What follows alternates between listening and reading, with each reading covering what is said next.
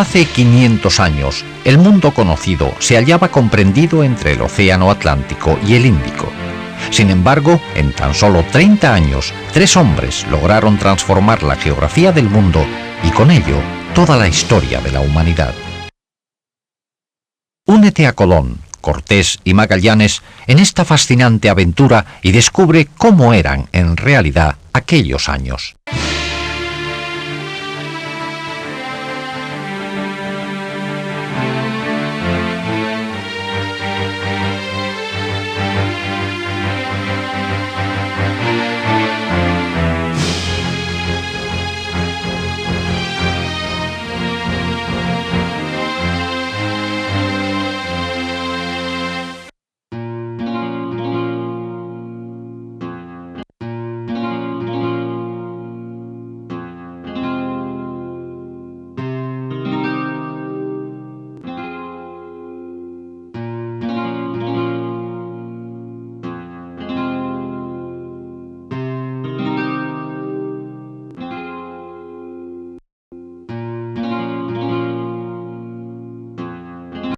Magallanes llegó a España en el año 1517 con una brillante propuesta para el joven rey Carlos I.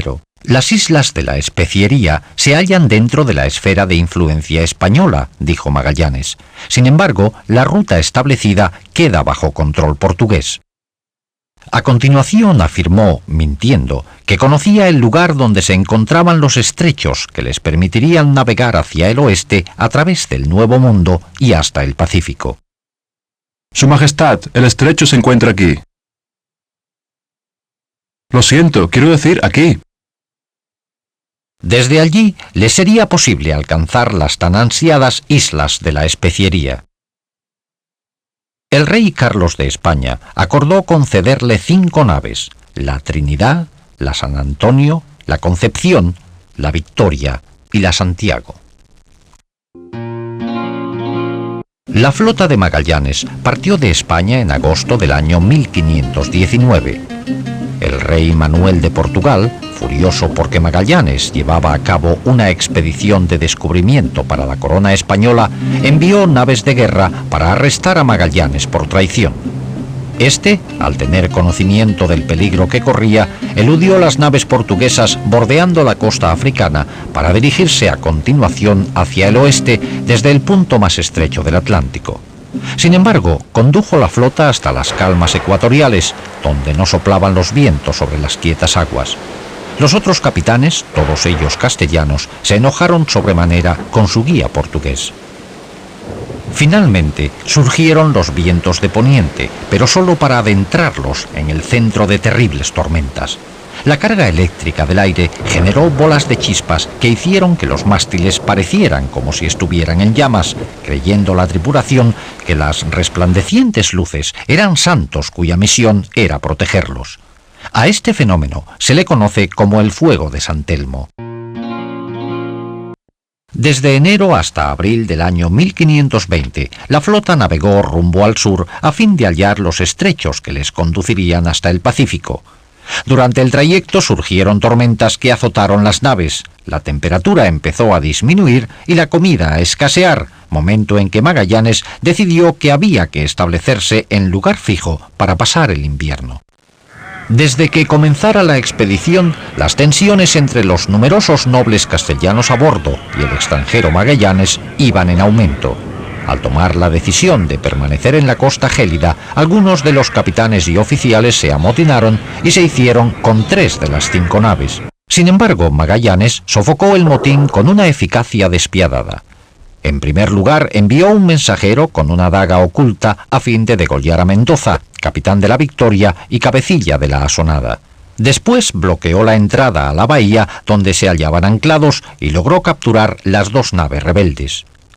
Debido a que Magallanes había trabajado estrechamente con su tripulación y se había ganado su respeto, la mayoría de los hombres permanecieron leales y el motín no pudo sino fracasar. Los españoles le dieron al lugar el nombre de Patagonia por los patagones, los enormes pies de los nativos. Esta raza de elevada estatura tenía por costumbre liarse los pies en pieles y dejaban por ello gigantescas huellas al andar. Fue así como surgió el concepto erróneo de que los españoles se habían encontrado con una raza de gigantes. El invierno del año 1520 fue muy duro. Los hombres pasaron mucho frío y hambre, pero Magallanes supo cuidar de su tripulación y la mayoría logró sobrevivir. Cuando se disponían a abandonar lo que había sido su alojamiento durante el invierno, la nave más pequeña de Magallanes, la Santiago, fue destruida en el curso de una tormenta. Ahora la flota, reducida en número, debía de reanudar la búsqueda del estrecho que habría de llevarles al Océano Pacífico.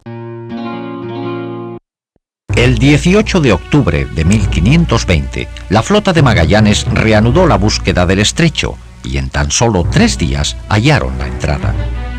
Las 2 naves que fueron enviadas como avanzadilla informaron que las aguas, aunque encrespadas, continuaban hasta donde alcanzaba la vista.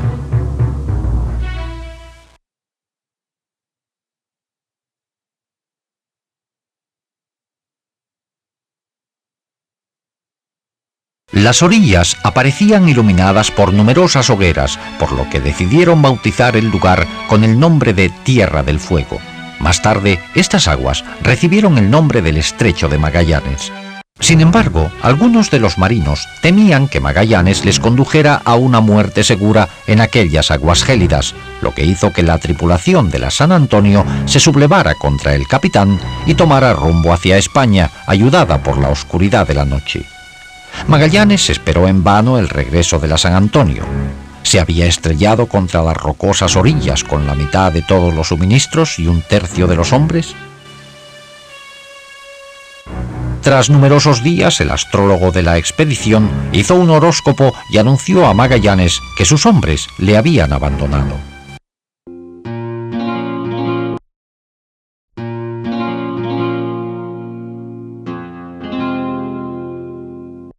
En marzo de 1521, tras 4 meses de hambre en el mar, la flota finalmente divisó Guam. Después de enzarzarse en escaramuzas con los nativos, tuvieron que seguir adelante hasta desembarcar en una isla deshabitada de las Filipinas para atender allí a los enfermos. Al poco tiempo, arribaron visitantes de las islas cercanas y, para sorpresa de todos, Enrique, el esclavo de Magallanes nacido en las Filipinas, podía comprender su lengua. Si había regresado a su tierra natal, significaba que la expedición había logrado desembarcar en Asia. Magallanes había conseguido su objetivo de llegar a Oriente navegando hacia Occidente. El gran sueño de Colón, por fin, se había hecho realidad. Lapu-Lapu, jefe de una de las islas, había desafiado a Magallanes por su negativa a someterse al rey Humabón, aliado de España, por lo que Magallanes decidió dirigir una expedición formada por 60 de sus hombres para obligar a Lapu-Lapu a reconocer su autoridad. Esperaban una fácil victoria sobre aquellos nativos desnudos, pero el resultado de la batalla fue desastroso.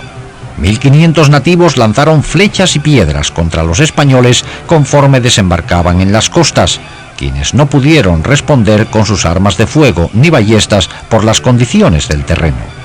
Regresaron tan pronto como pudieron al barco, dejando en la playa a Magallanes junto con otros 8 hombres a merced del enemigo.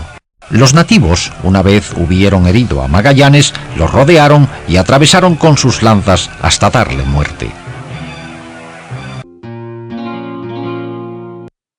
La muerte de Magallanes a manos del rey filipino Lapu-Lapu constituyó toda una tragedia para la expedición. En primer lugar, el rey Humabón, hasta ahora un aliado, se volvió en contra de ellos y mató a varios oficiales en el curso de un ataque sorpresa. Al no quedar suficientes marinos para tripular los 3 navíos, la Concepción tuvo que ser quemada. Y su tripulación repartida entre la Victoria y la Trinidad. A principios del mes de noviembre de 1521, las 2 naves finalmente arribaron a Tidore, una de las Islas Molucas. Allí, el rajá de Tidore, Al-Mansur, acordó cambiar las mercancías españolas por un gran cargamento de clavo, un preciado lujo en Europa. Cuando ambas naos estaban ya cargadas de clavo y a punto para zarpar, una desgracia les sobrevino de nuevo. Las juntas de la Trinidad reventaron. La Victoria tendría que zarpar sin ella.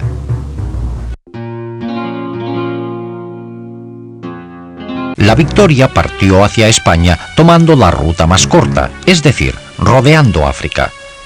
4 meses después, tras someterse a reparaciones, la Trinidad zarpó en dirección contraria para atravesar el Pacífico a fin de evitar encontrarse con los portugueses.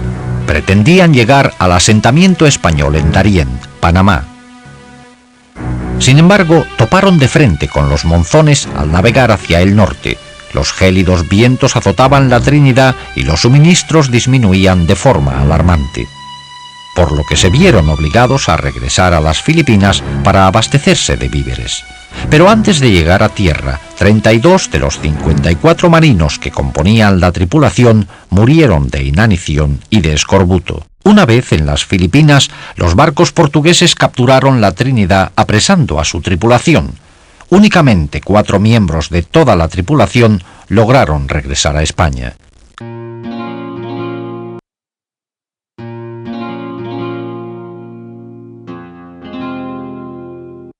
En diciembre de 1521, bajo las órdenes del capitán Sebastián Elcano, la Victoria puso rumbo a España con 47 europeos y 13 nativos a bordo. A pesar de haber iniciado el viaje con abundantes provisiones, al alcanzar el Cabo de Buena Esperanza, las carnes y los otros víveres se habían descompuesto. Subsistían a base de agua y arroz, y muchos padecían escorbuto. Pero evitaron en todo momento desembarcar para no caer en manos de los portugueses, los cuales controlaban la zona. Aunque al final, desesperados, desembarcaron en las islas de Cabo Verde, asegurando a los portugueses que procedían de las Indias en lugar de las disputadas tierras asiáticas. Pero cuando algunos de los marinos utilizaron el clavo para el comercio, los oficiales portugueses identificaron su procedencia. Para evitar ser capturados, la Victoria zarpó a toda prisa, dejando a 13 de sus hombres en tierra.